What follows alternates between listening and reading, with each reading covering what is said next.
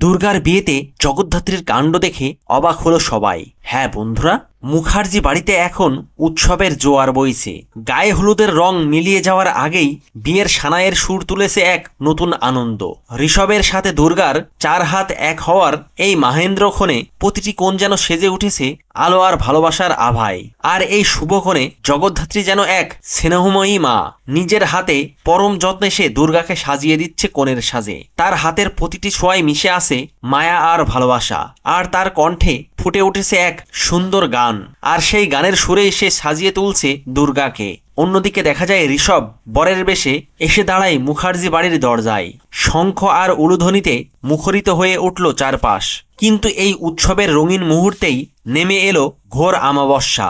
সবাই যখন আনন্দে বিভোর, ঠিক তখনই ষড়যন্ত্রকারীদের হিংস্র থাবায় লণ্ডভণ্ড হয়ে গেল পুরো বিয়ের পরিবেশ।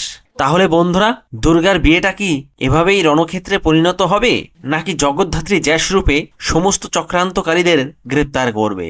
সেই শ্বাসরুদ্ধকর অধ্যায়টি দেখতে চোখ রাখুন জগদ্ধাত্রী ধারাবাহিকের পরবর্তী এপিসোডে। ভিডিওটি ভালো লাগলে লাইক, শেয়ার ও সাবস্ক্রাইব করে সাথে থাকুন। ধন্যবাদ।